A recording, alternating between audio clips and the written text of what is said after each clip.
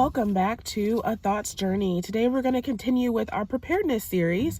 And today we're going to talk about just how do you get started on stocking up. And I'm pretty sure I've done videos on this before, but for whatever reason, I feel to do this one again. And if you've seen my first one, we've talked all about, like, especially when you feel like you're in a limited situation, what to do and how to know that your situation isn't final, even though it looks final, that there are other things that can come into play in my story and all that kind of stuff. So today I'm just going to try to walk you through a little bit of how to start when you're starting from scratch, from nothing. And the one thing that I want to remind you is what is in your hand. I Just from Roots and Refuge Farm did a devotional about this, and it reminded me of something. And although I'm no longer really Christian based anymore, the concept still stands of God talking to Moses and having to do an impossible thing, which is free the Israelites from Egypt. And he's like, how am I going to do this? And God goes, what's in your hand? And it was a staff. And so much of my life has been that. What is in your hand? When I was starting out, I had no experience. I had really no money. I was living all on my own. I was living in an apartment. There was no way out of that situation, or so I thought. Very limited income, very low income. And when I was like seeing the food stuff that was going on, starting to get all the messages of like, hey, lack is coming, I got very afraid because I was like, how am I going to survive? How am I going to live? What am I going to do? I felt so hopeless and helpless. And one of the things, or the principles that was enacted in that time, was, what is in your hand? What do you have? And I started realizing that I had enough money for food today. So one of the things is, when you buy a bag of onions, when you buy a bag of bell peppers, when you buy vegetables of any sort, how much of that goes to waste in the refrigerator on the counter? What's in your hand? Take those vegetables, chop them up, put them in freezer bags, put them in the freezer.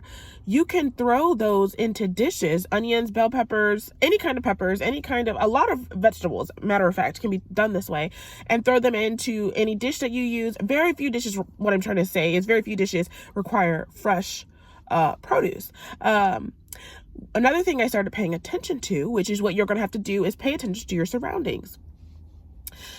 I started looking at my mail, the mail that I normally throw away, and it just caught my eye. And at the time, there was a lot of different things that were on sale.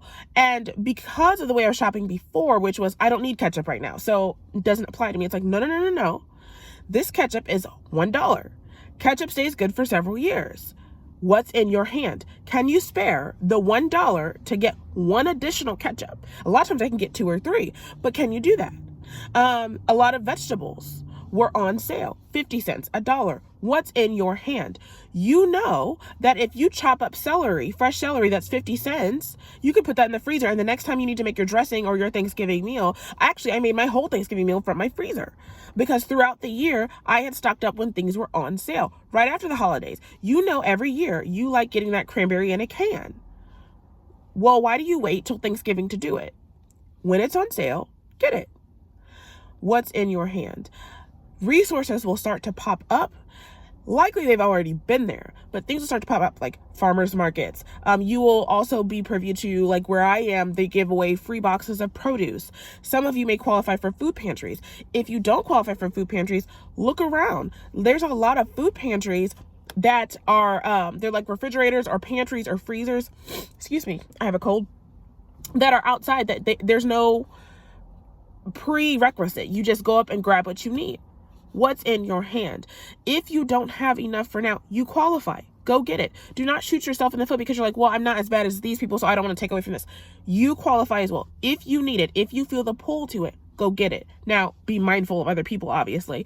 But, if that's something that you feel you need at this time, go take it. What is in your hand? I just want to say, look at your habits. Look at what you eat. Look at what you do. Look at what you buy. Even when you go to takeout. One of my friends, she likes this like specific kind of Chinese takeout. And she came across a video that showed her how to make it with basically ingredients that were in Walmart. That's all stuff you can stock up on. What is in your hand? Learn to do the things that you already like. Learn to make the meals you already like to make. Do what brings you joy, and the rest will follow, because you'll begin to see, hey, if I make this tzatziki sauce, couldn't I just, do this with the cucumbers, or do this with the yogurt, or do this and then have it on the shelf?